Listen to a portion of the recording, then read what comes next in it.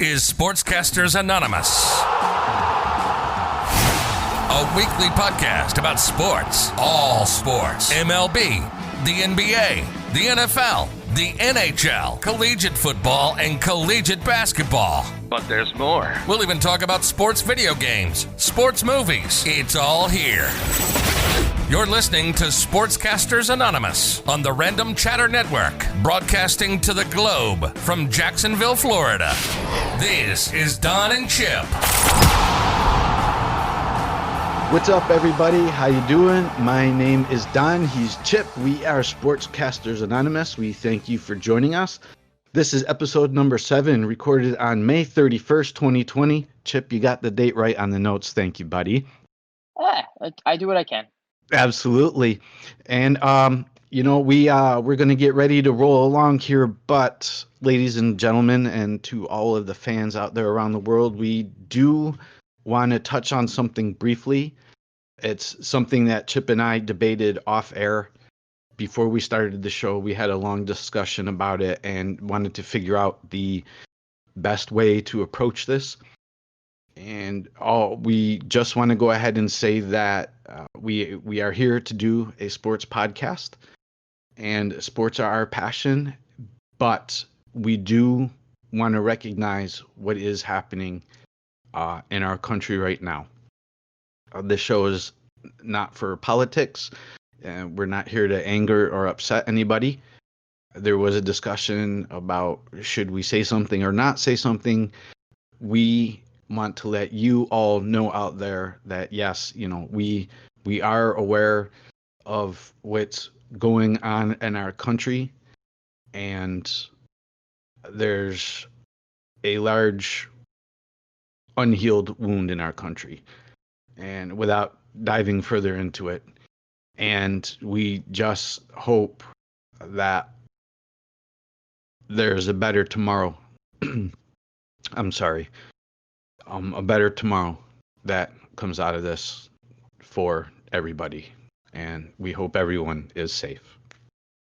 Yep, I can't reiterate that. Everyone stay safe out there. Everything Don said is accurate, but I can't reiterate that more than enough. Stay safe out there. We just it is a big issue, and we are aware. So, excuse me.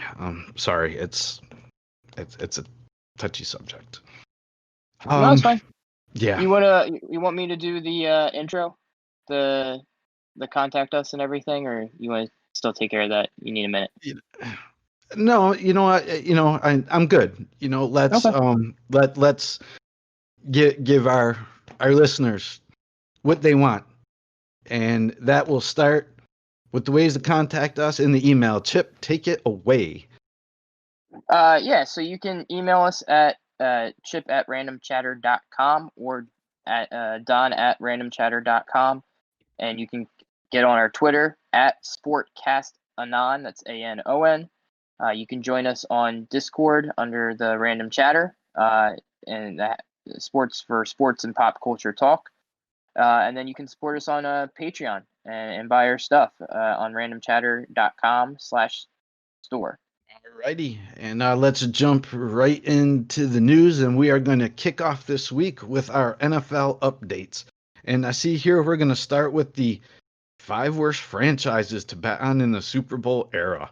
Yeah, so I read when I originally read this story, I thought it was geared to like who's good, like teams that are the worst teams that would like win the Super Bowl, like the teams that were given the lowest chances. So I read it originally and I was like, these all make sense.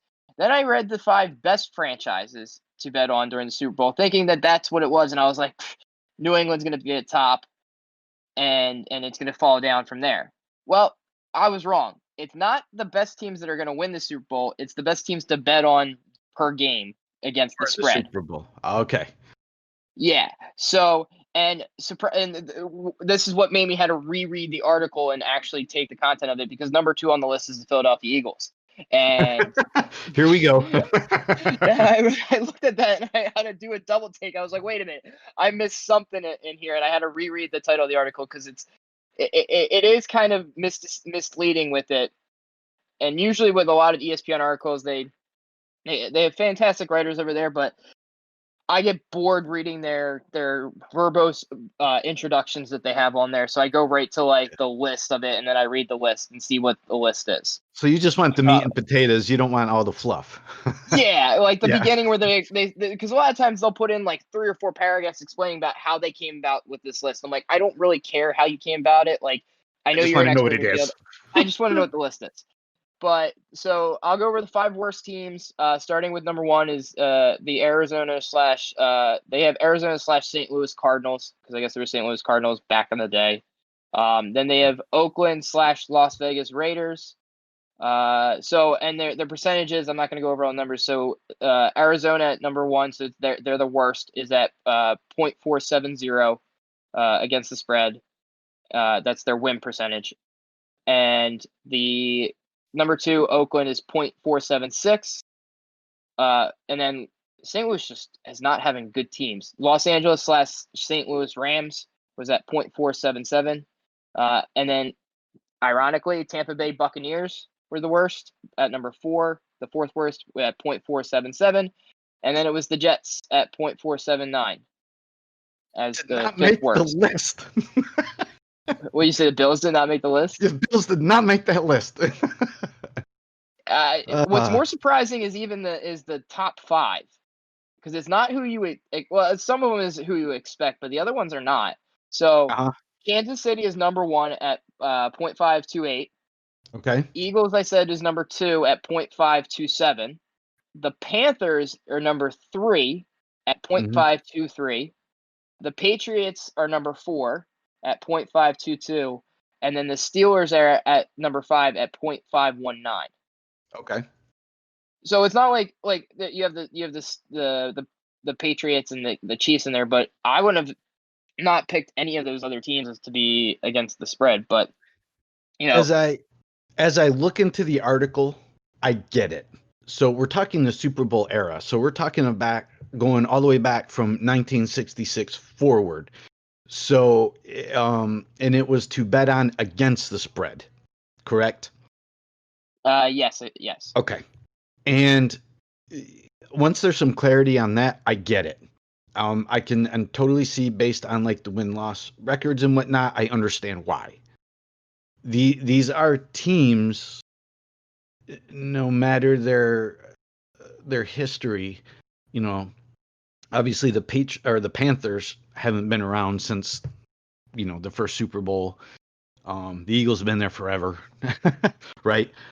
Yes, I forgot about that the Panthers were an expansion team in the 90s. Yes. So when you look at their history, that body of work that they're showing, these teams over all the decades, how do I want to put it? They win. Yeah, like I guess you get So, the 5 best, they have winning records, so they do win like those games. And the ones with the losing, like they lose, like they've had a lot of like I'm reading some of the articles, and it's like they've had like the Jets have only had 14.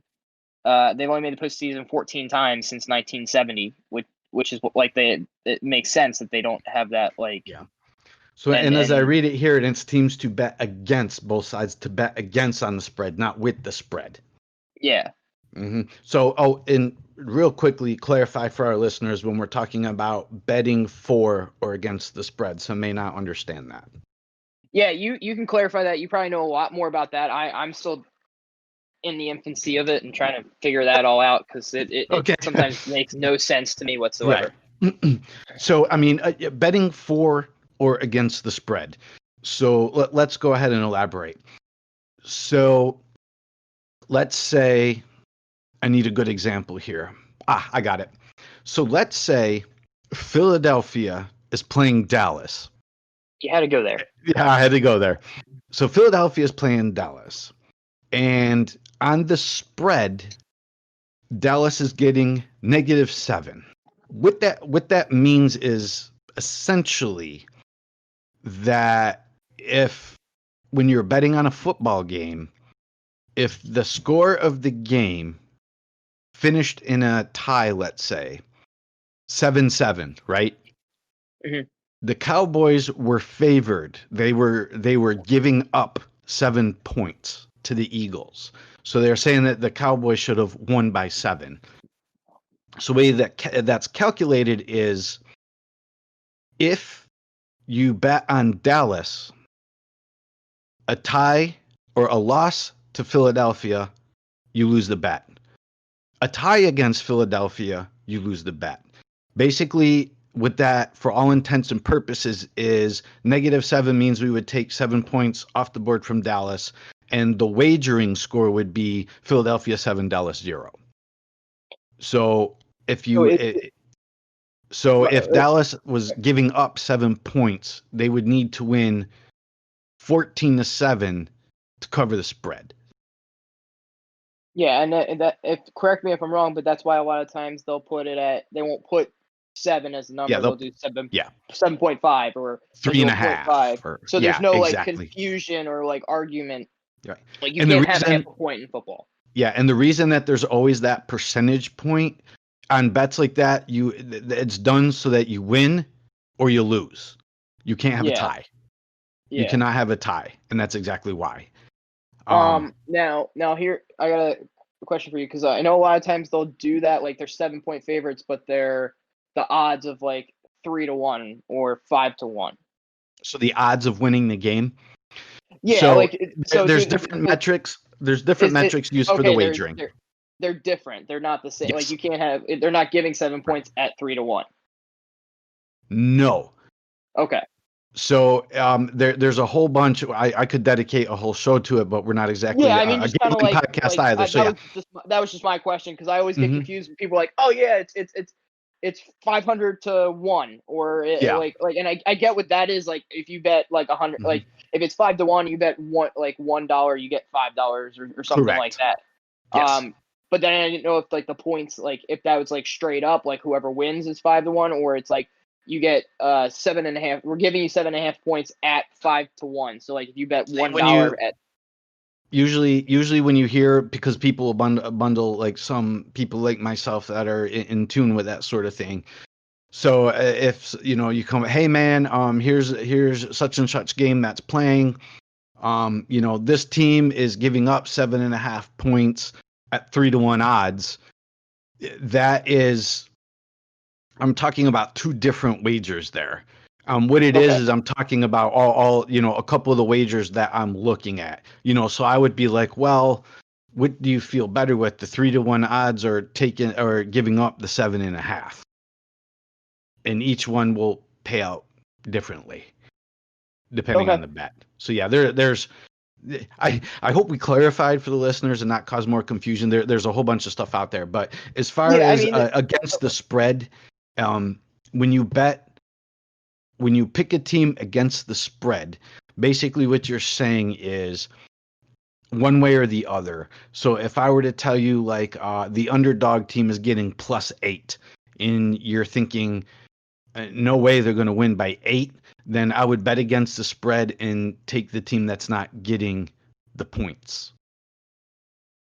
You follow? yeah, yeah. Okay, So cool. the spread is to make it even, so you're not like the Patriots are playing the Bengals, and like, well, I'm gonna bet all money on the Patriots because I know they're gonna win. It's like we're trying to make it a little bit more even. So like we're giving this Bengals like 2 touchdowns to make it harder for the Patriots to win the actual game. Basically the It's like a spread is to like handicap. balance from a wagering standpoint. The spread is there to balance the game.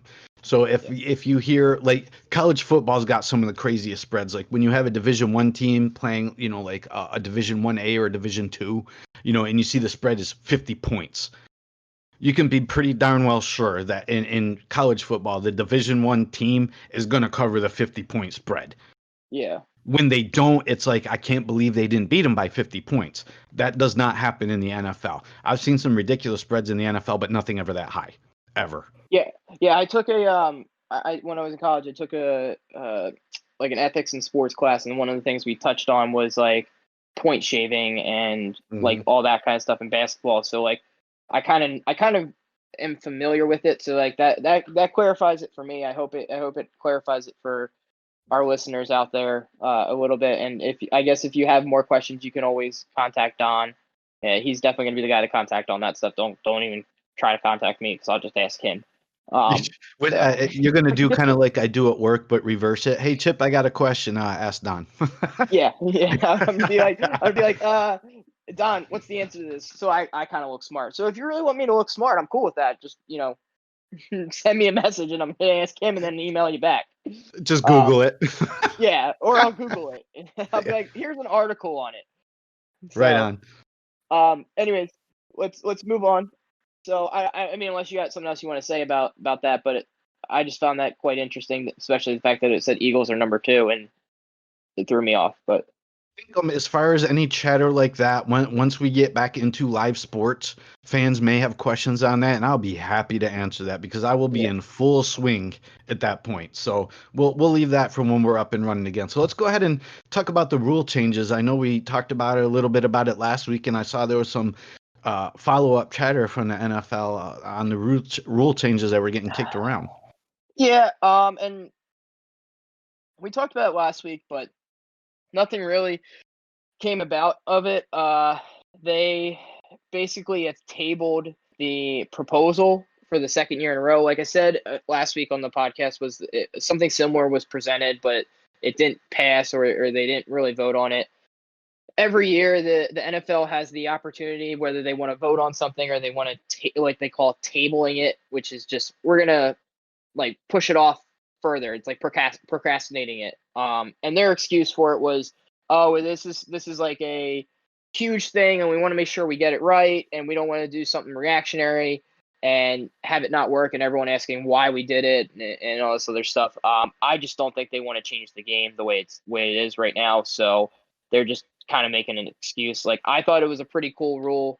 And if you didn't listen to last week's podcast or you're not familiar with it, it's essentially instead of a onside kick in the fourth quarter, they would do a 4th and 15. If you got the 4th and 15, then you got the ball at like the 40-yard line, like where you would have gotten an onside kick. If you don't get the 4th and 15, then the team gets it at like a touchback.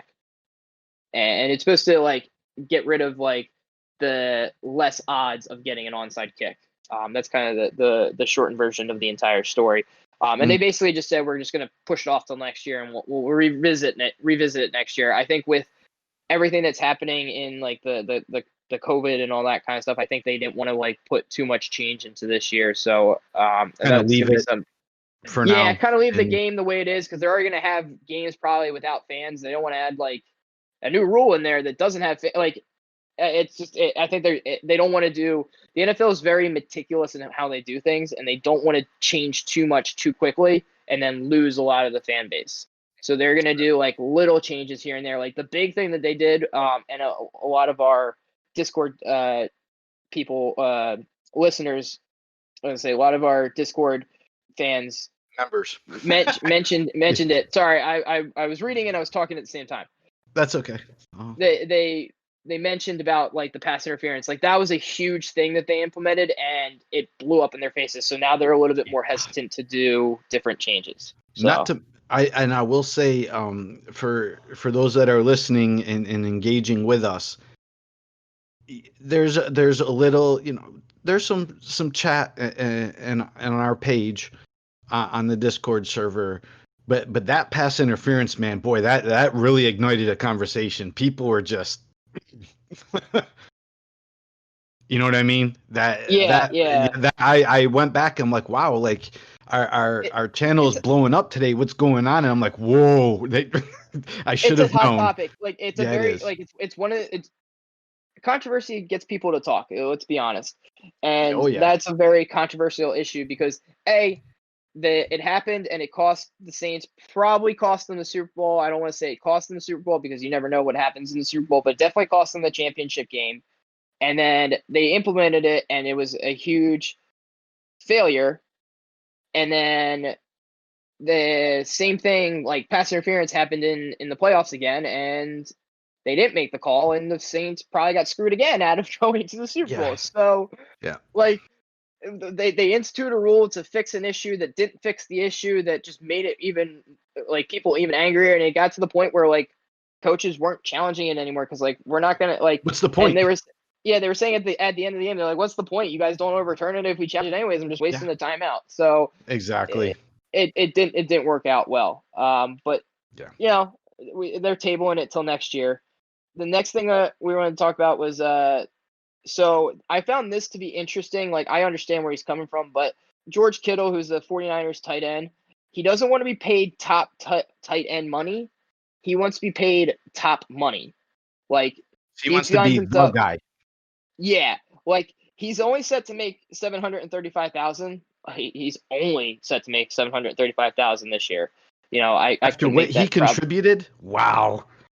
Like, yeah, well, I get that, but at the same time, it's like I say he's only making that when, like, you know, most people in America are on average making $50,000 a year. So if you're lucky, he's making it one. He's making it one Mm. season, but he wants. So the highest tight end was Austin Hooper, who just signed a contract at 4 years at $42 million, and he wants to be paid more of like the Amari Cooper money, the $20 million a year. So he doesn't want to get like whoa. So He he's wants to shooting get the top moon. wide receiver. Wow. Well, let me ask you. I mean, there is no denying what he contributes to that team whatsoever. Where is he? How long has he been in the league for now? So he's, I want to say, I don't have it here in front of me, but he's on his rookie contract. So he's probably 5 years in the league. Okay, so he's at that option point where it's time to negotiate. Yeah. Okay. He's on the final year of his rookie contract. So Right. this is probably his 5th year option. So this is probably his 5th year coming up. Okay. So he joined the Niners in 2017. Okay. Mm-hmm. So he was drafted in the 5th round, no less. I mean, that tells you like you never can predict what happens in the draft. I don't think he'll like. So the disadvantage to what he's saying is they can franchise tag him, and so they franchise tagged just Hunter Henry this year, and he's only making $10 million. Yeah. So if he wants to get $20 million, if I'm the 49ers, I'm going to be like, this is the offer, and he says no. I'm like, all right, well, we'll franchise tag you. You're still making less than what you want to make. Like, yeah. And they could franchise him a few years before he even gets up to that $20 million. Right. Well, and if you look at his stats, and franchises get so worried sometimes with these types of contracts. But if you look at his stat line, he had 5 touchdowns in 2019, 5 touchdowns in 2018. Okay. But if you look at what he contributes to the game, 88 receptions in 2018 for 1,377 yards and 85 receptions in 2019 for 1,000 yards. So between the 2 years, he averaged between 12.4 yards a catch to 15.6 yards a catch. Essentially, every time he catches a ball, he's getting a first down. And I agree, he's like a wide receiver. I think I wouldn't say you got to pay him like top wide receiver money. I would say we'll pay him like what you would pay Gronkowski. Like him and Gronkowski are probably on that same level. Like I don't know Gronkowski's numbers off the top of my head, and like I haven't looked at him in years, but I'm pretty sure he got like 14, 15 million, 13 million, somewhere around there. Like he wasn't a 5 year like a Amari Cooper 100 million for 5 years like overpay. Like and the problem with that is you start paying like your tight ends these ridiculous salaries, it straps you where you can like divide elsewhere. So like you can't pay your receivers that top. Like you basically take a receiver spot away. So you think, and then we would probably, if you're the owner, you know he deserves more than regular top tight end money, but paying him wide receiver money is that's over the top. So do you split the difference? If top tight end money is 10 million, you've got one of the top wide receivers in the game at 20 million. Do you say, hey, let's do 15? Or do you lowball it and go, we'll give you 12, knowing he's probably going to come back and go, hey, I'll take 15? I memean, it's negotiations. You always lowball it until you come to a happy medium. So I think he'll get somewhere around 13, 14 million. But when he came out and said that he wanted to get paid like Amari Cooper, I kind of raised an eyebrow at that because I was like, I would have rolled that's my eyes. that's like You gotta like be I kidding. understand how like you're a pseudo wide receiver because let's be honest, George Kittle doesn't really block that much. He's not really a great blocker. He's known more for his pass catching abilities and his threat out of off the line. So let's be honest with that. And to say that you want to get paid that much money, that's a lot to pay a tight end of any stature. Yeah. So And all right, so and go ahead. I was gonna say we've got one more topic we want to address yeah, in the NFL. I wanted to acknowledge there was an article in on ESPN. I want to give my condolences to Patrick McCourty, or not Patrick McCourty, the Patriots safety Devin McCourty's family. Him and his wife, they had a daughter that was stillborn, which is a huge, a saddening event. So I just wanted to mention that and give my condolences to them, and hope that everything works out for him and his family. But we're gonna Absolutely. move on to the NBA. So the whole thing that's around the NBA, and I have a few things here, but they all kind of correlate. So we're probably all gonna just talk about it all at once.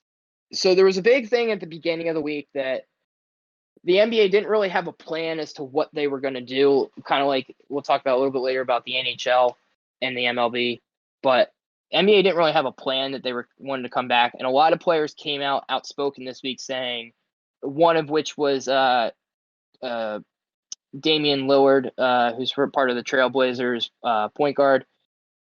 They don't want to come back and play if there's no chance of them getting into the playoffs. They don't want to come back and just play just for the fact that they're going to play. So I read that. Yeah. So he was To like, them it was, what's the point? yeah, he's like, what's the point? And like, he got a lot of backlash because of it, because people are like, well, it's your job, go out there and play. I get Yeah. where he's coming from. Like how competitive are the Golden State Warriors going to be when they come back, when they have scrubs on their team, and it's like, we're just throwing you out there, and you might affect our lottery position by you guys winning a few games. So there was and Damian Lillard was probably the big one, but there was a couple other players that came out that said they didn't want to come back for that reason. They would if they were forced to, like if they had to, but they weren't going to come back if there was no playoff aspirations for them. So that took the NBA to another direction of like, okay, now we got to figure out how we're going to get these teams that are on the cusp. So like the Portland Trailblazers weren't on the playoffs as the standings stand now, but they're like 3 games out of the A seed in the West. And then there's like a hodgepodge of teams that are 3, 4, and 5 games out in the West.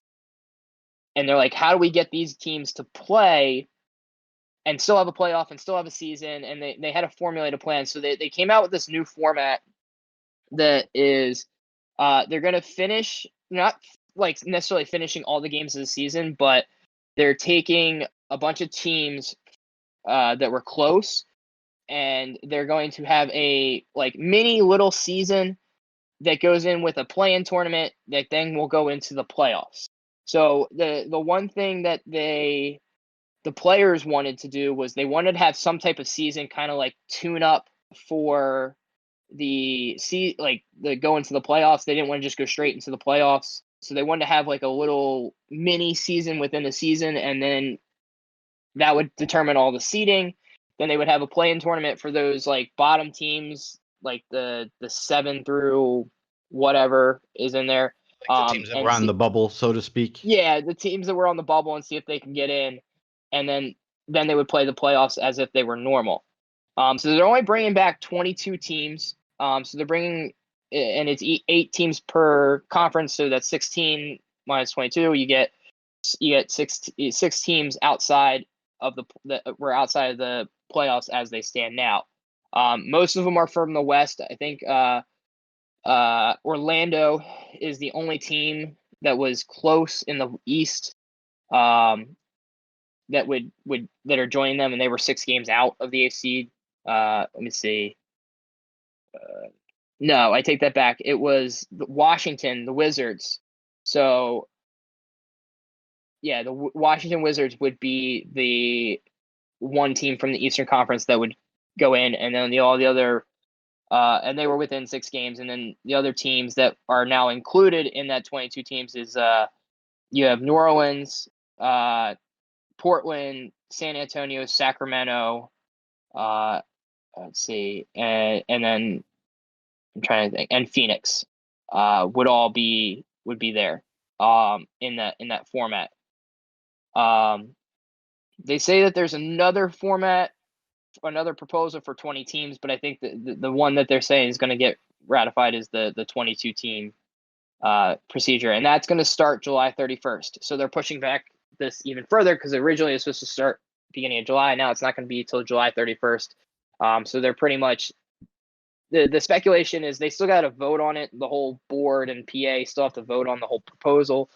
But the thought process is that they will have this, and it will start at the end of July and then go into September and October, with the NBA championship being at that time. They're going to play all in one spot.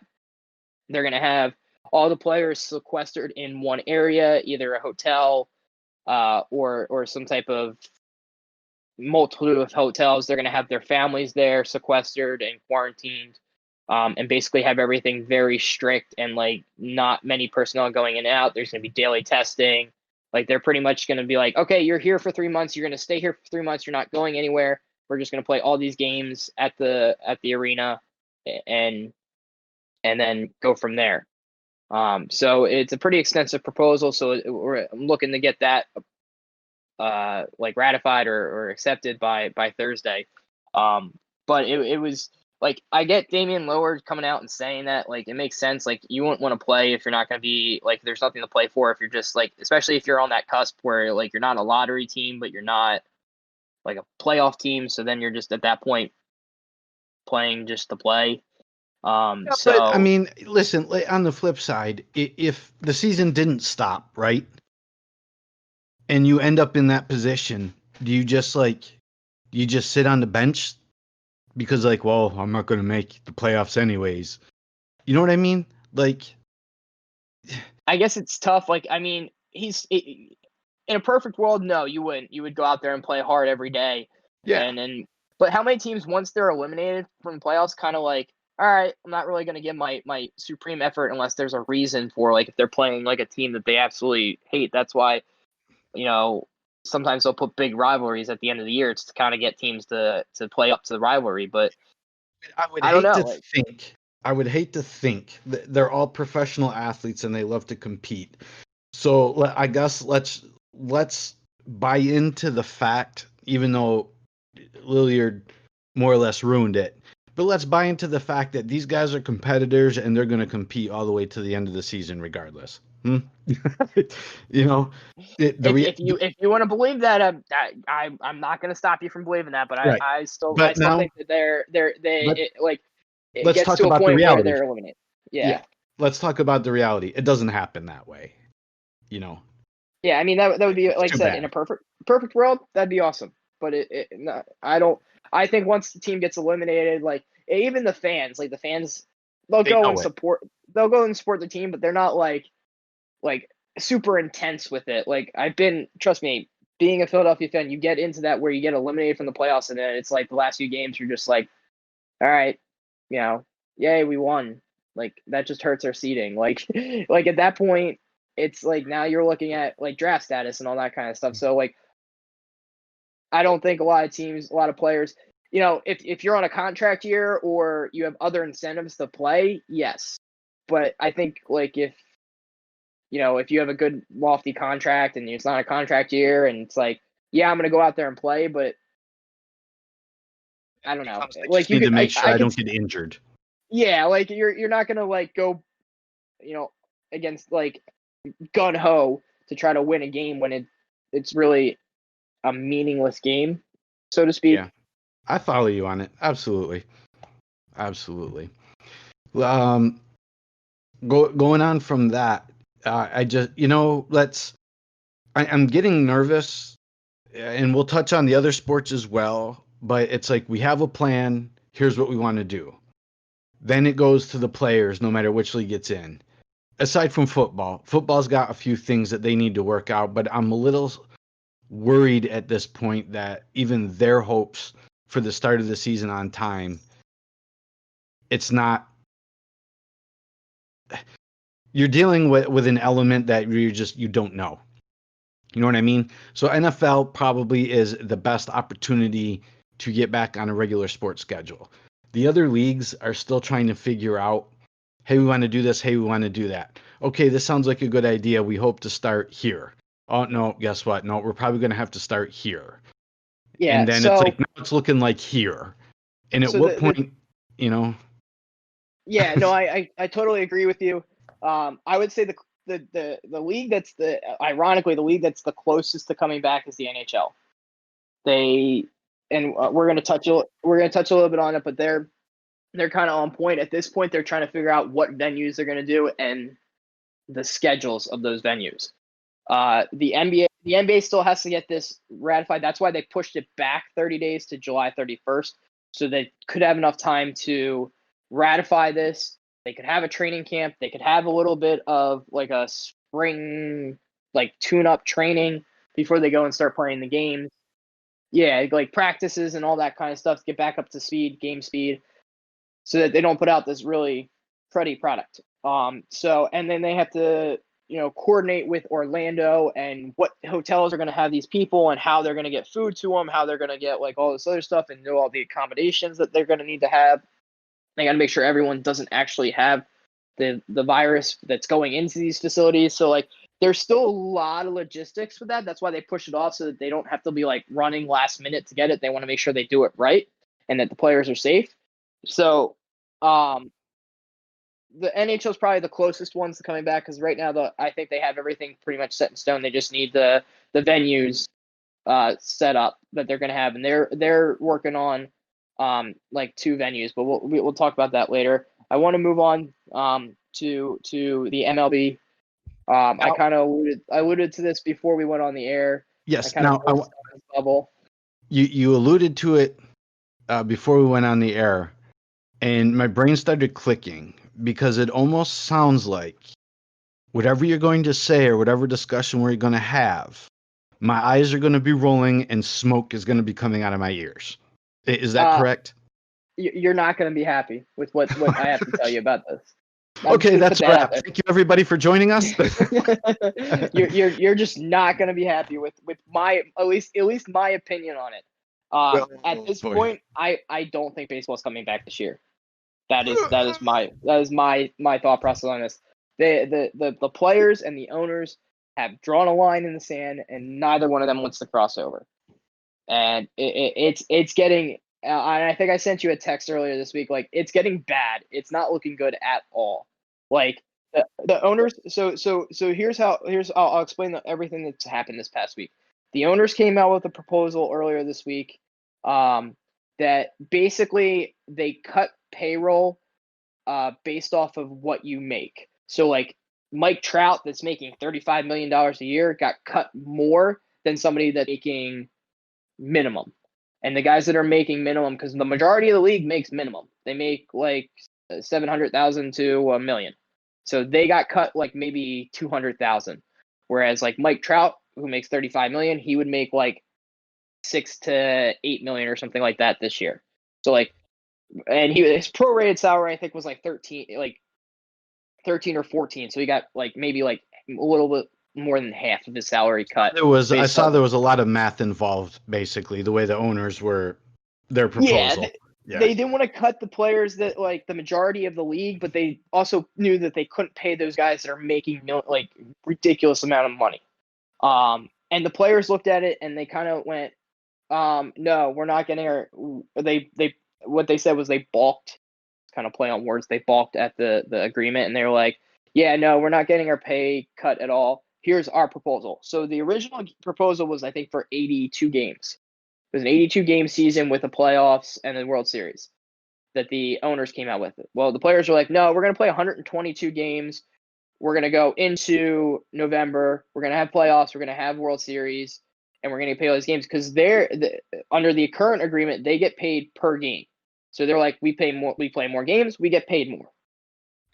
And the players basically are saying like, we're not renegotiating our pay, like we're getting paid prorated. and they like pretty much dug their feet in and put their line in the sand. Like, we want to get what we were originally agreed to on to get paid, and the owners are like, no, we can't pay you that.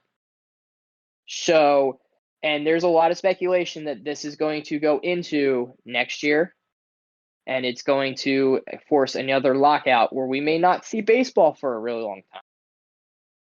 So, I don't think there's going to be baseball this year. Just the way that the owners and the players are so far off. And I will say this as a disclaimer: a lot of times they start really like on wide ends of the spectrum, and then they come to a happy medium and they get it done in the final hour.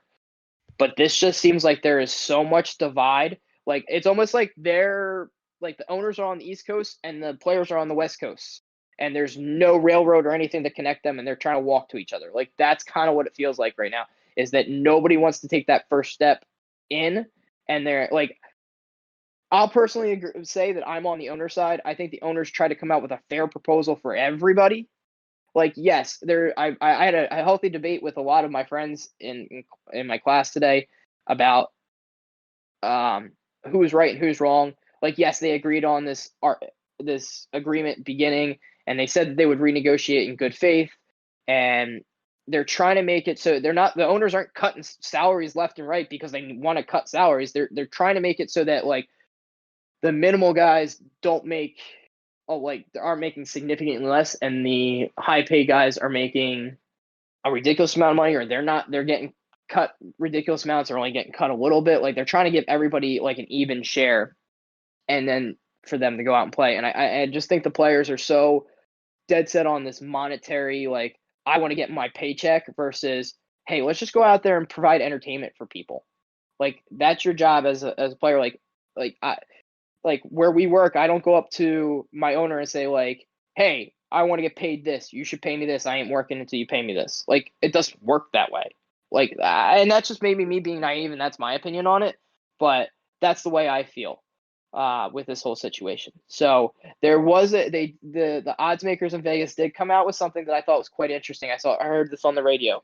So for the season to start, the odds, and we talked about a little bit about this, the odds for them to start the season are 3-1 against and 5-1 for. So take that as you will. That is those odds there's no big disparity between those odds. So correct. Yeah, the 3-1 indicates that there's a bigger likelihood that the season's not going to start, as opposed to 5-1 that we will get baseball. So the lower the number, the more likely in Vegas's opinion. Now, and I will say this disclaimer: I didn't actually look that up. That was something that I heard on the radio station, so they could have been wrong. So I'm just retelling information that was on the radio. So that's all right. So if someone comes back and says like, oh no, these are numbers, I'm just saying for forewarning, I did not look them up, but those were the numbers that I had heard. And I'll tell you right now, I do recall reading something similar to that. Yeah. So I think you're probably right on with those odds. So Don, I'm sorry, I don't want to make you really upset about it, but that's what we're here to do. That you're here to make me upset. Okay. No, I mean we're here to like present the news, and yes. Sometimes it's upsetting. It is. There's so many ways that you can slice this and dice this. But I have to agree with you on the side of the owners here. Baseball, like any other sport above all else, is a business. Those record-breaking contracts you get are paid by putting people in the stands, in merchandise sales, and contracts, and all this other stuff. That money has to come from somewhere. There's people out there that are saying, well, this is the owners are asking to do the pay reduction because this is what they get when they finance all these billion-dollar stadiums, and the stadiums need to get paid. So without putting people in the seats, they're not generating the income to do that. That's their fault. No, it's not their fault. Any good business owner listens to what the fans want. The fans want the new shiny park. The players want to play in the new shiny park and have the new locker room with the latest amenities and the workout equipment and whatnot. So the players need to realize it is at anything else a business. And like any other business across the country, if you have to change the way you operate because you are not generating income, you have one of two choices. You either change the way you operate so that the business is viable, or you shut it down. Now, with that being said, if you shut it down, there are consequences. There are consequences. And as I said last week, I pray to God that the players understand, and I believe this even more than I did last week. If you shut down the season, you do not have a season, and God forbid you carry this over next year and have a lockout, the owners are always going to get some of the fallout from it. But in almost every lockout that you have, the players end up taking the blame, whether they're right or wrong. Because if you go, we're not going to agree to that and we're not going to play, the owners are aware that without you on the field, they don't have a product. But you are also paid to deliver said product. That is your job. So I'm not going to stand on a soapbox or whatnot, but I was giving you your forum right now to kind of yeah, vent how you're feeling. I know but how. My background in all the years of the work that I've been doing, my background is in operations and business. And that people vent about all these billionaire owners that have all this money and whatnot. What you need to look at is what it takes financially to run a team. Teams are not like publicly traded on Wall Street, some companies anyways, that are sitting on mounds of money. They're just not. The amount of money that they have, if you really want to look at it for baseball, you can almost look at it as attributed to look at the payroll and the disparity in the payroll between teams, right? Mm-hmm. The Yankees always have money to build the shiny new stadium, to pay the highest of the high paid players. That comes with their reputation, but that will come at a cost. If fans are not constantly filling Yankee Stadium, eventually that payroll is going to go down because they can't afford to pay those players. Let's look at somebody like somebody in our neighborhood. Let's look at the Tampa Bay Rays, right? Beautiful stadium, usually not too packed. And what's the difference between their payroll and the Yankees? Like $100 million easily? Yeah, it's something ridiculous. Yeah, exactly. You know, would the Rays like to have Yankee money? Well, yeah. Would they like to sell the apparel and everything and have that Yankee brand? Yes. But there is most of sports rely on the money that they get from broadcasting rights. If the game doesn't go on, the game's not getting broadcast. That's a lot of money. That's a big piece of the pie right there. If fans get angry, and they will, I've gone through this before, fans will, why do I want to buy my new team's jersey for this year? They turned their back on me. They didn't play. Why should I support them? You know what I mean? Mm-hmm. And the income dries up that way. It's a fine line. The players need to look at the bigger economics of this. Just if you have to take a pay cut, you're making more money individually than 99% of the Americans in this country. Shut the hell up. Take the pay cut. The fans will appreciate you for doing so. They will appreciate you for the show going on, and you will be rewarded for it. If you do not go on, there will be a backlash from the fans. And it's not going to be pretty. I think that's the huge thing is like I think the fans are so split right now that if they don't have the season, they're going to lose a lot of fans. Like there's fans that are on the side of the owners. There's fans that are on the side of the players. There's people in the middle that don't really know which way to go. But I do have to say, like, baseball will suffer. Baseball's already suffering now with all this BS from the Astros, right? And with sign stealing and whatnot. And before that, we had performance enhancing drugs and that whole mess and whatnot. And it goes on and on. This will, if you do this now, as I said on the last show, all this time that they spent trying to put a product back on the field after the last time they have a lockout, they will regress. And in this day and age, with all the entertainment that you have now, these aren't like fans like from 20 years ago. They're more fickle. The fans are more fickle. They have way more entertainment options. I mean, this really could put baseball in a very bad spot. Yeah, and going off of that, one thing that a lot of people are not happy about. So the minor leaguers, they've had thousands and hundreds and thousands of minor leaguers that have been cut from teams. They've pretty much disbanded a lot of the teams right now, so that they don't pay them because they don't really have a union kind of like the MLPA, like they do and they don't. It's different. It's just different. The setup is different. They can cut you and they'll pay you less. So there's been a lot of, because the minor league seasons got canceled, there have been a lot of players or a lot of teams that have been cutting payroll off of their minor league squads so that they don't have to pay them as much. And there's a lot of backlash with that as well. One of the good things was David Price has donated that he will pay all the minor leaguers in the Dodgers farm system $1,000 for the month of June. He'll take his own money and donate. So that's actually really cool. But yeah. Not to harp so much on MLB because we do have a lot of other things we want to cover.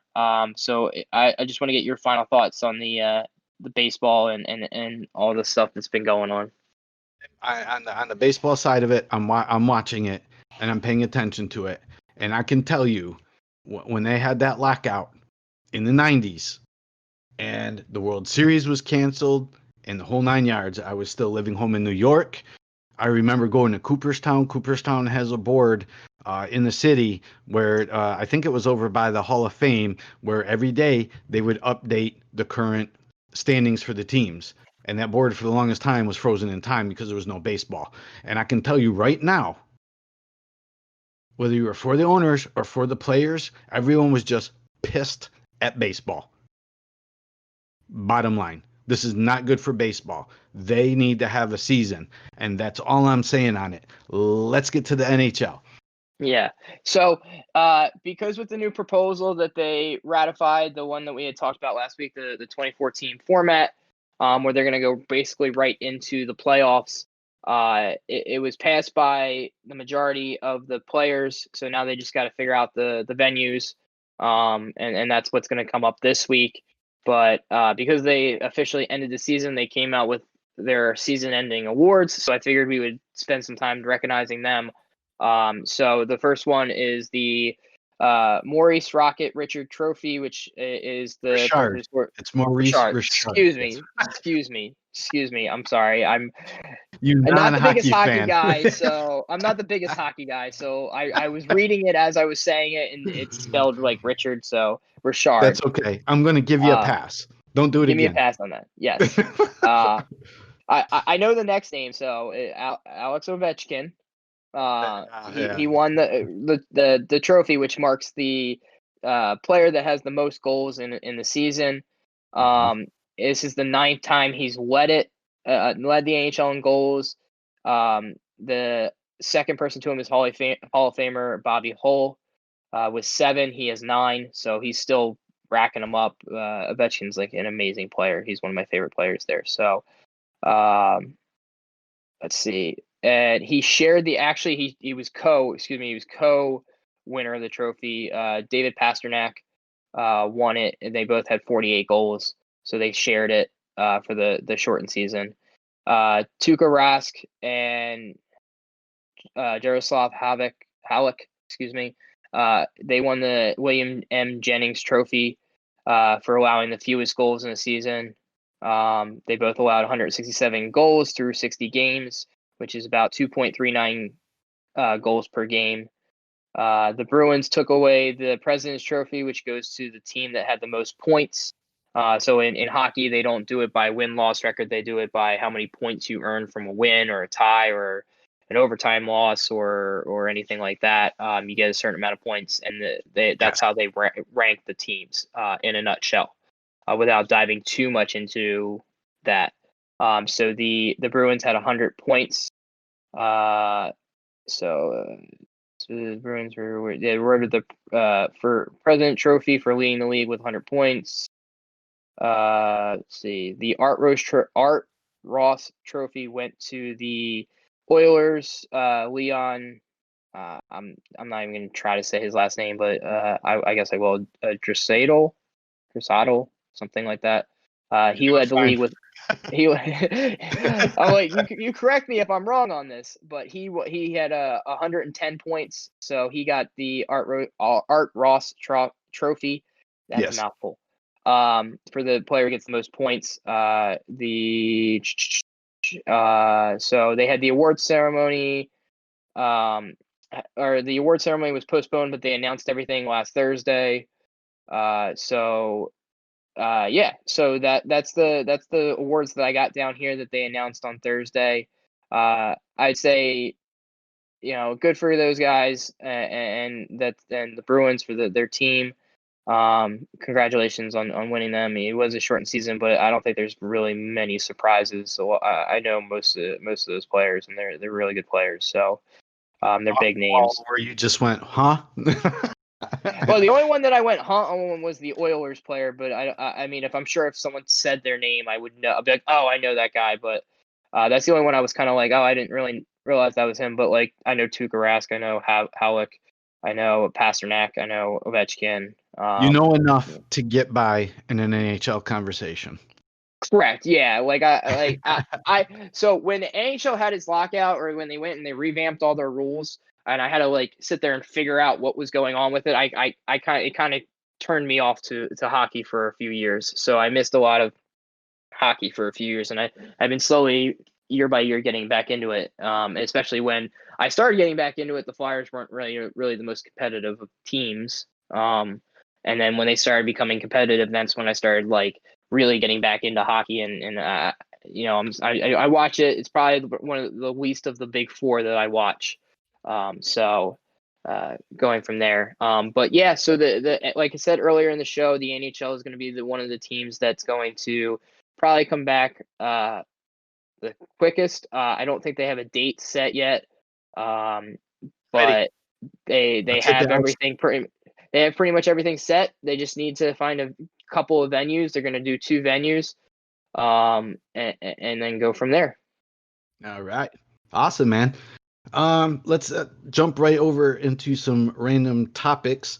And I got to tell you, looking over our show notes here, I'm feeling some of these random topics today, especially the one that we want to lead off with. And that's Phil Mickelson wants to do golf tournament like the match every year, which I think that would be awesome. Yeah, so I started watching, or my roommate was watching a lot of the highlights of a lot of the highlights of the match, and some of the conversations and it was actually really cool. And in the article, Phil Mickelson says he wants to do it with MJ and Steph Curry. He wants to get big sports stars to team up with him and Tiger. I guess he wants to do it like him and Tiger kind of thing. These legends within the sport to then team up with these legends that don't really play golf at all. So you want to do this crossover with other sports celebrities. Yeah, and you had to see a different side of them besides their intensity on the field. Because you have a lot of the Peyton Mannings and Tom Brady's and the MJs and the Steph Currys that on their off season all they do is play golf, or when they have an off day they go and play golf. You have a lot of these type of players that play golf, and they want to have and it's not to win money, and you're not getting any fame or anything like that. It's for charity, and they see the value in it, and I think that's one thing that I like. Phil Mickelson's my favorite golfer of all time, and that I think he's just a stand-up guy, and I think that he sees the value in charity. And I think that's probably why I gravitate towards him. So like, he sees that value of like, hey, like I'm a big star, Tiger's a big star, we can draw a lot of like a big crowd. Like there was a ton of people that watched that match last. Like there was like the ratings for it were off the roof, and I think are off the chart. I think that's mostly because people wanted to watch something other than Netflix. So let me ask you real quick, and I'm sorry to cut you off. Yeah, For golf in the sporting world, there is a group that watches golf. Golf is one of those things like you follow it or you don't. You play it or you don't. And there's a lot of opinions of golf in general. Looking at it maybe from an outsider, if you were to do one of these matches every year with like two of the biggest names in golf, with this year it was football players. Next year let's do hockey players or basketball players. From the aspect of drawing fans to the game, do you think this might be something that maybe more people would be like, hey, you know what? My favorite player in this sport plays golf. Maybe it's not so bad, or, maybe I should give it a shot. Do you think maybe seeing something like this might draw more people to the game of golf? Well, I'll say this: when I say that the match is what they've quoted as had really good ratings, it was the highest watched golf match in history. Hey, all right. So to have this, yes, I absolutely think this would be a huge thing for golf, and I think the PGA would somehow put their name on it and try to like weasel their way into it somehow to kind of promote the PGA Golf Tour and get people to start watching golf, because you're right, not many people watch golf. Golf is kind of like I used to watch it when I was a kid, and when I say watch it, my grandfather used to put it on TV, and I used to say, why the hell is this sport going? Why the hell is this on the TV right now? I want to go watch football. And I go in the basement and watch football. There's a different type of green field you want to see. Yes. So that's kind of how like that conversation went in my head when he had golf on, and when he put the golf on the TV, like I knew I was going to my grandfather's. Like, yep, I'm not watching a real sport, I'm watching golf. But like, wow. But I was a kid at the time. You got to give me a little bit of credit. I was a kid. Yeah. So now I've gone to PGA tournaments. I've gone and I've watched golf. Like I love the golf. I think I've seen a different side of it. Like when you're watching it on TV, it's not the most exciting like event. Like there's like everyone's quiet and everyone's talking. Like you have the announcer talking real low like that. Like, and it's not really like this superly exciting sport. Like it's not a contact sport or anything like that, and a lot of people don't necessarily when a hole-in-one happens. And yeah, like it's not like the guy from the Mexican soccer saying hole-in-one, like where he's got that really long thing. Oh! Like yeah, like it's not anything like that. Yeah. But so I will tell you, living where we live now, it's almost kind of hard to avoid it. I mean, we both live in Florida, Yeah. But and I mean, if you want to golf, Florida got plenty of golf courses. But the fact that you and I both on opposite sides live so close to Sawgrass, you cannot avoid that the every year when they're having their match at Sawgrass, that when they're having the TPC, the buzz around the city, they don't care about anything else but golf. Every other sport is forgotten for that weekend. It's phenomenal.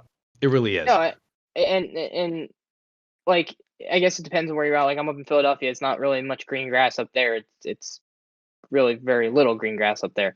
But yeah, so I mean, I think this would be great for the sport of golf. I think this is a fun, entertaining event that I think a lot of people would be interested in doing.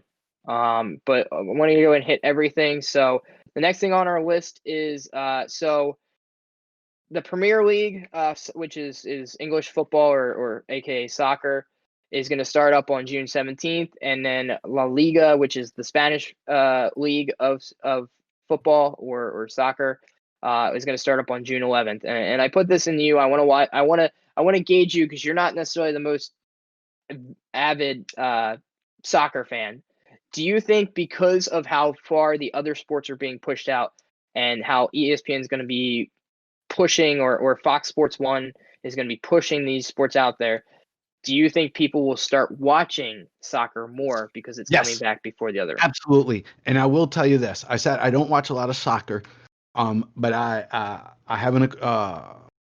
I'll say it was a former friend, somebody I'd known for a while, and long story short, we parted ways. But he was from England, and when he would come to visit on the weekends, let me tell you, man, EPL. I was watching those games. I will watch me some EPL. Absolutely, absolutely, Yeah, I will. I Mm-hmm. mean, I want to get your opinion because I know I'm going to be watching it. Oh, Because I am. I love the sport and give me something to do. But it's one of those things where people watch soccer and they don't understand it because there's no timeouts, there's no stoppages. It's one and the clock counts up, it doesn't count down. Like there's a lot of nuances with soccer. People are like, what? And Like they just extended can't time and they everything can't else. wrap their arms. Like 45, when it hits 45, it's not necessarily over. There's a extra overtime because the clock just keeps running, but it doesn't count when the guy on the field, the ref on the field, stops his watch when it goes out of bounds, and then they have stoppage time. And people, it's hard for people to grasp that concept.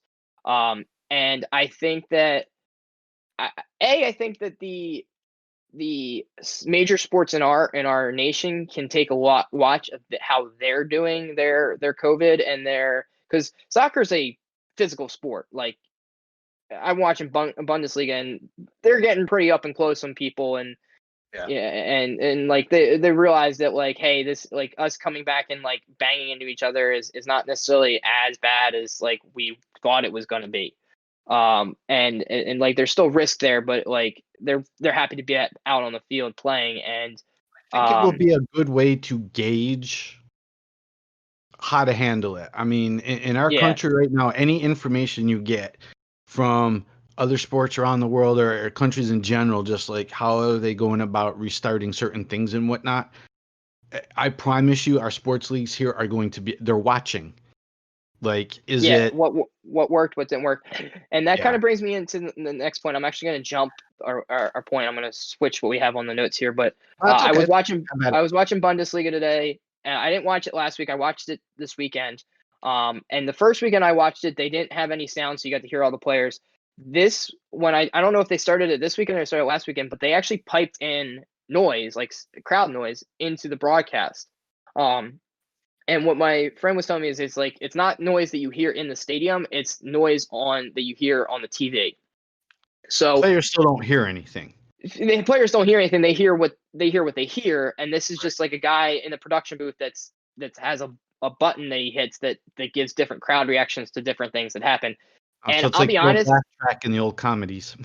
correct. And I'll be honest, when I was watching it, it took me a little bit to realize that hey, there's actually no fans in the stands. It just didn't hit me right away that hey, they're playing with no fans, because I heard the noise and it sounded like. And again, it's a soccer match where they're always cheering, they're always chanting, there's no stop in it. But if you've ever been to a soccer match, you don't sit down, you don't stop chanting, everyone's chanting, singing, That's going the whole time. It's going the whole time. So you could just have a soundtrack play for a 3-hour game, and then when someone scores, you hit a button and it's a big cheer. It actually sounded pretty good. And I was curious that if they see how soccer's doing this, they may bring it to the states for our games. Now, So I want to say that it might be something they play around with, but if they don't, you're gonna hear when you're I think an NBA player came out with it today, this week, or I forget who it was who had said it, but he said basically you're gonna hear a lot of things on the court that are not or NSFW. We're gonna say our trash talking is not gonna be safe. You're gonna hear a lot of things that are pretty like against the mold that you wouldn't expect people to say, because trash talking like that gets really interesting when you're on the court like that, and they get really personal about it and they say some vulgar stuff. So are you going to be like ESPN that's going to have their thing on the finger on the buzzer, and it's going to be like like bleeping out every other word. Like you sometimes hear it when a match goes on, you hear him curse or anything like that, and you're like, ooh, someone missed that. But now like you're gonna have no fans to drown any of that stuff out, so you're gonna hear it all the time. So Here, I think, but listen, on the flip, doing it for soccer works because, like you said, I've watched enough soccer to know there's constantly noise in the. It's ongoing. It's ongoing. You could get away with doing a track for that. You don't have that type of atmosphere in a football game or a basketball game. You don't, or in a baseball game. You don't. You don't have that constant, that energy from the fans. So yeah, I no, think like an attempt to pipe any kind of that sound in it, you know what I mean? I don't think it works. I mean, give it a shot. I'll try anything. Just put the sport on, please. You know, yeah. I if mean, the only I thing, think if the with only the thing fast I have track, to say is, if the only thing I have to say is, thank God sports are back, but that noise they're piping in sucks. I got sports back. I will deal with the piping of the sound. I just don't see. mute the TV. Yeah, yeah, exactly. Which if I'm doing work or whatever, I usually do anyways. It's on just to watch what's going on while I'm working. Yeah. So So I'm split on it, really. yeah, I mean, I'd like to see it and at least try it out and see what happens. And if it was a failure, it's a failure. If it's not, we still have sports back. So, but I do want to acknowledge that the Bundesliga there was big wins by Dortmund and Bayern Munich. I think Dortmund won 6-1 and Bayern won like 5-0 or something like that. Something Those are big ridiculous. They had scores, big man. wins. That's a big deal in soccer. Yeah, and You and don't and, get and wins like Sherman. that. So those are the two top teams. So like Bayern Munich has won the last, I think, like 8 championships or something ridiculous like that. Like they just run away with it every year. They're the They're the top team Patriots. in Germans. Yeah, they're like they're more like the Chicago Bulls of the like Okay. their team's just ridiculous. You like if you know soccer at all and like or at least big names and you look at their roster, it's all like really big international names. Like they're all like top tier 1 players. So, and then the final thing, I know you took it off the notes, but I did want to mention it. AEW had Mike Tyson return and match up against Chris Jericho, which I thought was quite random. And the only thing I Okay. wanted to say about that is there's a video that came out on Instagram a few weeks ago about, and I didn't want to acknowledge it, but it came out with Mike Tyson like training, and everyone's like, oh, Mike Tyson's going to get back in the ring. All right, let's tone it down. Coming from someone who's from Philadelphia, and we had the Rocky movie when he came back, and they did that like souped up like dream match between the champion then and the champion of what Rocky was in the computer model. Stop, please. No. Mike Tyson's not getting back in the ring. Yes, he still has the punch, but he's like 60. Like, let's be honest. Like he's more of like a, hey, it's Mike Tyson. Like, oh, okay, I'm gonna watch it because he's that kind of like Mike Tyson, yeah, like that kind of personality. celebrity. Mm-hmm. But I just want to throw that out there. So real quick on that topic, because I was reading a bunch of stuff. I've been following the news coming out about Tyson the last couple of weeks and whatnot. So they were kicking some ideas around about maybe not like everyone thinks what would be good. So maybe not have Mike Tyson fighting a current champion, because quite frankly, I don't think, maybe I'm wrong, but I don't think he could go toe to toe with a current champion. I don't see it. But it would what be like they were a 1 saying or is, 2 round, like he would have to knock him out. Like he would yeah, have to land like a really good punch, and Mike Tyson could knock him out like easily. Like, but if it goes past 2 rounds, like Mike Tyson's probably gonna top. Like, so you say like I don't think it's funny.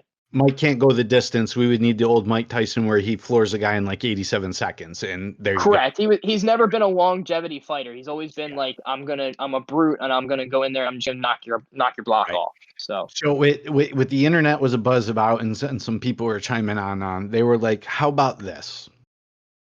Instead of somebody that's currently a champion, and Mike has been retired for a while, so why don't we get a few guys out of retirement? Like, why don't we have Tyson versus Holyfield 3? And I went, no, have you seen Holyfield now? Holyfield has let himself go. Like, or what about like Tyson versus Lennox Lewis? The only thing I could honestly see would Or be Tyson versus Klitschko. and the only reason I say I could see this is because they're both really big personalities. I don't even know if they're in the same weight class. I don't think they are. Would be Mike Tyson versus Floyd Mayweather. Not a Like, chance. There's a big gap in the weight class. Not a chance. okay, I was gonna say like, but that would be like you would need a personality like that to go up against Mike Tyson, who's like, I'm not doing it to beat him. I'm doing it to like put on an event. Like that Yeah, kind I of mean, personality. if they were in the same weight class, oh God, yes, put them in the same ring. My God, You would just the sell like trash millions of talking dollars. for the match would be insane. Yeah. Oh, absolutely. So Awesome. Thanks, man. Some awesome and amazing random topics this week. With that being said, y'all know what it's time for. It is that time and what is quickly becoming the favorite part of the show. It's time for Chip's Chumps. Bad plays, bad players, awful calls, poor sportsmanship. The worst of the week with Chip's Chumps. all right, guys, it's that time. It's time for those people that I felt this week really need to be on the bottom list. Number 5. That goes to Mike Zimmer. So this is not really a big story, not mainstream, but I did find it. Mike Zimmer was talking about Stefan Diggs' trade and how it's not around anymore and what he had advice for him. And for the most part, the article kind of goes like he was trying to toe a line, but he said something that I thought was really on this kind of, he goes, I've been around way worse guys than him. So to me, that says that this is some pretty bad guy. Like, yes, you've been around way worse guys, but that's implying that this guy is pretty bad. So Stefan Diggs doesn't have the greatest rap. So why would you even hint at the fact that you've been around worse guys than him? That's just implying that he's a bad guy, and that he causes issues. So sorry, Don. I know he's on the Buffalo Bills, but Mike Zimmer, moron. Number 4. All right, number 4, we're gonna go with Carolina Hurricanes and the Tampa Bay Lightning, and more specifically the players on their teams, not the franchises, but the players. So when they did this proposal for the NHL to come back, there was only 2 teams that did not support it, and that was the Hurricanes and the Tampa Bay Lightning. They didn't support it because basically they're like, "Hey, we're in the playoffs. Why do we have to play other teams to get into the playoffs?" Or their seedings were all messed up, and they just wanted to go right into the playoffs and not give an inch because now they're got to play an extra set of games. All right, you're 2 teams out of the entire league. That's like 29 other teams that are in the league. Like, okay, or like, so out of all the teams, you guys just couldn't get over your own ego. Like, there's other teams that are more than you and teams that are less you that have to play these extra games. Like, I could see if it was split down the middle, but like, seriously, like, stop talking about your own teams and the egos that you guys have, and like, just go back and play sports. Like, let's not like delay this any longer. Like, if I was on your team, I'd be itching to play sports. I wouldn't make up some stupid excuse that like, oh, now I got to play an extra set of 5 games to go back. Like, you would have played an entire rest of the season anyways. So stop it, you guys, morons. Number 3. So this one I took to Melvin Gordon. Mostly this wasn't a major issue, but he says that, like, There's that pause. yeah, because I'm trying to say how I want to put this. Melvin Gordon, who used to be the part of the Los Angeles Chargers, but now is with the Denver Broncos, that he moved in free agency. They asked him about how he felt that there wasn't going to be fans in the stadium, and he basically turned to him and he said, "Hey, I played in Los Angeles. We didn't have fans anyway." Oh. So he basically threw a shot out at Los Angeles saying that they didn't have any fans. Now, in truth, that is actually kind of true. Like, most of their stadiums were sold out by other teams, and it was actually kind of comical throughout the year. But his first season in LA, the Chargers were there, and he basically just, pretty much threw all the fans in Los Angeles under the bus, saying that they did not support the team whatsoever. He threw the organization under the bus that tried to move them to LA. It's a pretty bold thing, and I thought it was funny, but at the same time, like, you can't go to another team and you can't bash your old team. Like, that just sets a bad precedent for everybody else in the league to start calling out other fans. Like, if at the very least you don't call out the fans, like, that's just dumb. They are the ones that pay pretty much your paycheck, so stop it. So Melvin Gordon, moron. Number 2. So this one goes to our all-time favorite, and I say this very, very sarcastically if you couldn't get it, agent for the Major League Baseball, and that's Scott Boras. If you don't know, I'm not a huge Scott Boras fan, but he is he pretty much every major athlete in Major League Baseball he's their agent.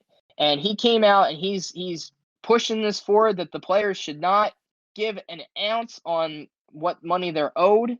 And he's kind of like at the forefront of like this monetary thing, and it's majority of it is so that he gets paid because he gets a big chunk of their salary, whatever they get.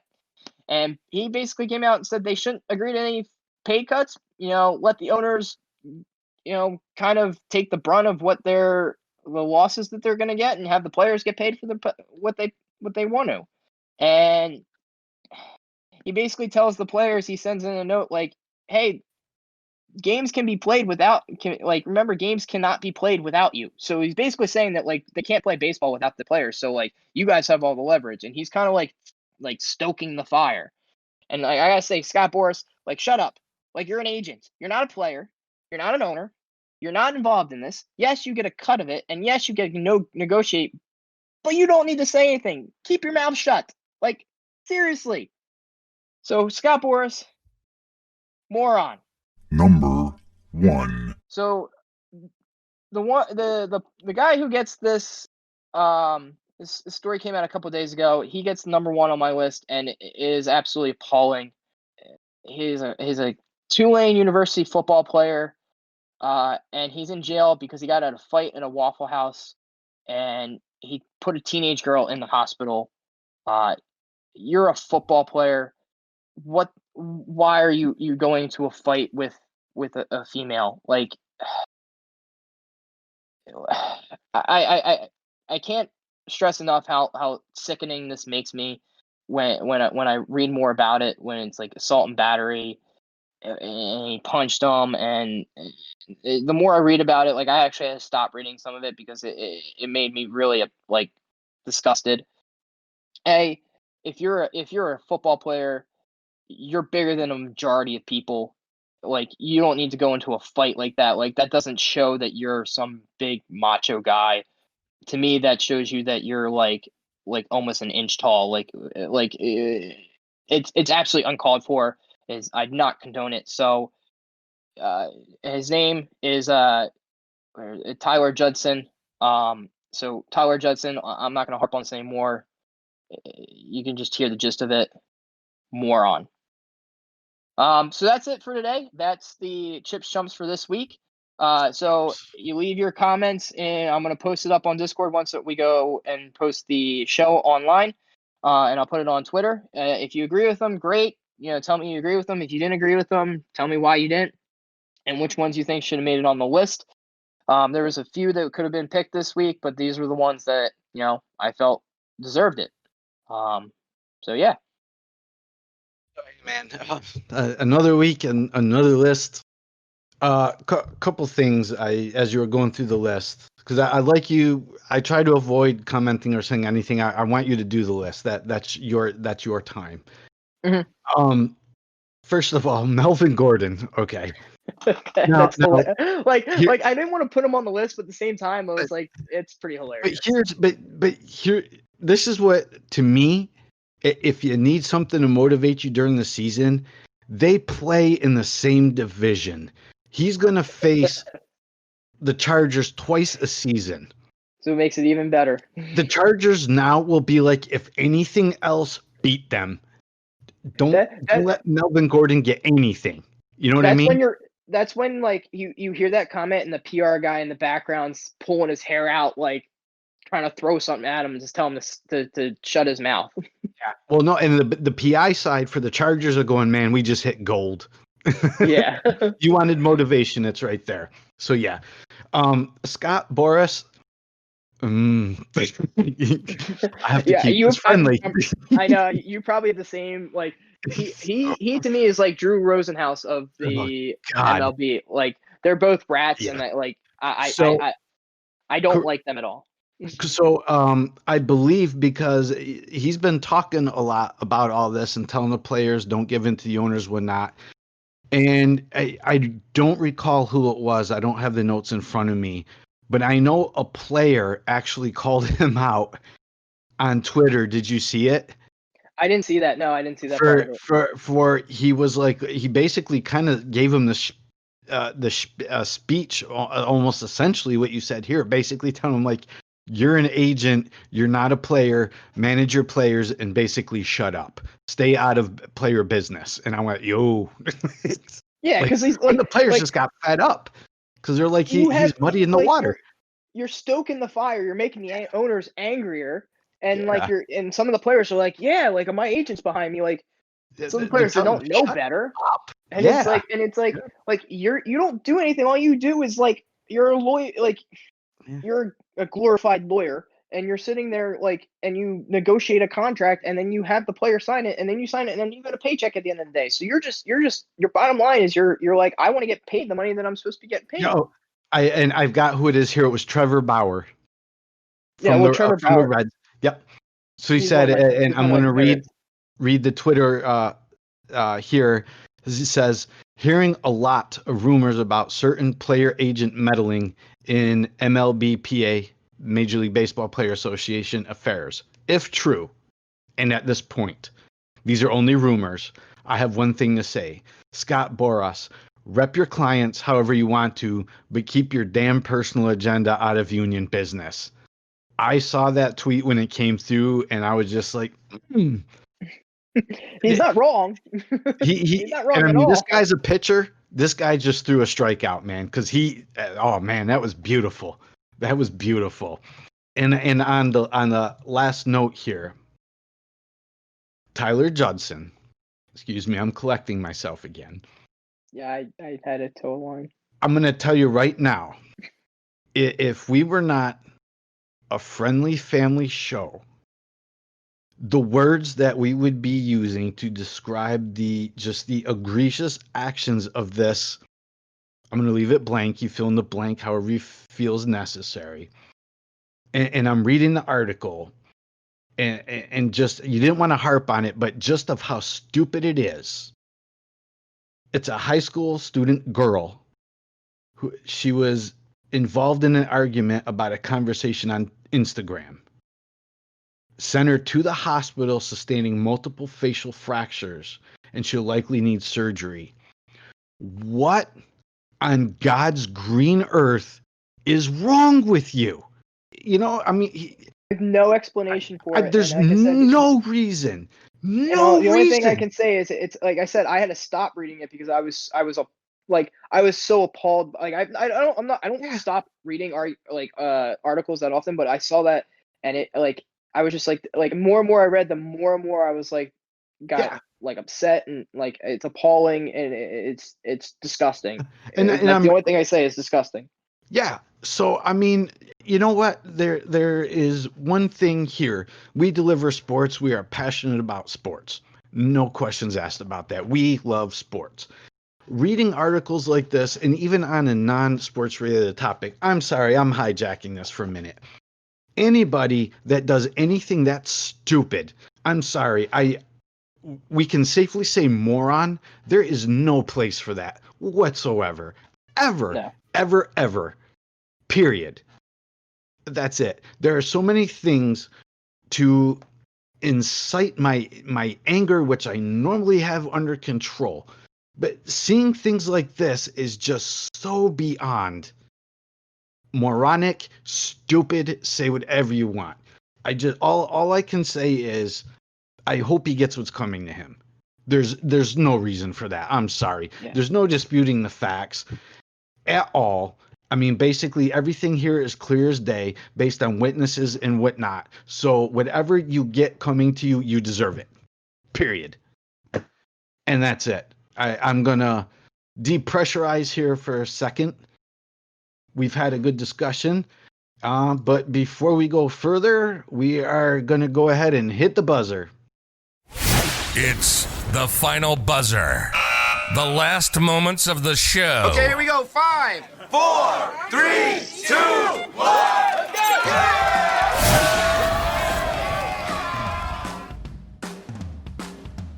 All right, everybody.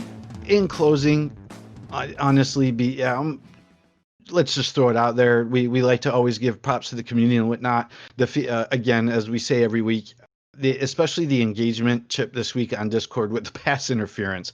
There was a lot of engagement over that, and people are enjoying the show. So that's good to see. I'm glad. And I want that healthy debate. I want you guys to give us your feedback. I'm going to mention real quick. I don't know if you're going to allude into it or not, but the movie of the week this week is Bad News Bears Goes to Japan. It's the third of the sequel that I was doing, or the trilogy that I was doing, and basically this follows a team. It's really almost like a lesser known film, and there's not really much of a cast. And they basically go to Japan to play the Japanese players, and like it's like a world championship of Little League, and it's an entertaining film. It wasn't the best one, or it was probably the worst of the series, but it was very low budget, so you get you get pretty much what you paid for with it. So if you wanted to go ahead and watch that and see the conclusion of the Bad News Bears and where they end up, that's great. I thought it was like I said, it's noteworthy to put on the show, and it's part of the trilogy. I figured I'd finish it off. I'm not going to say it's one of my top films, but it's definitely a sports movie. So that would be the movie of the week for this week. So listen, everybody, for the actual closing now, as you can tell, I've been a little ignited this evening, and I'd like to think, Chip, you helped fuel the fire a little bit. I tried. Yeah. Quite honestly, everybody, we're here to deliver a quality product, deliver a show. We hope you guys are entertained and engaging with us. And Chip and I both have the same feelings on a lot of matters. And outside of the sports world, I just want to say to everybody, please be safe, be healthy, and try to take care of each other. And for this episode, look, man, we love y'all. We love y'all out there that are tuning in or give us a shot and whatnot. And we hope we bring a little joy to your lives in these troubling times. So with that being said, thanks all for listening, and we're out. You've been listening to Sportscasters Anonymous. Your opinion may differ, but that doesn't mean you're right. Thanks for tuning in. We'll be back next week. We hope you were intrigued or at least entertained. You can find the podcast on all the major networks. Find us on Discord and Patreon at Random Chatter. Hook up on the website at randomchatter.com and browse through the merchandise at randomchatter.com/store. We'll see you next time. This is Sportscasters Anonymous. Signing off.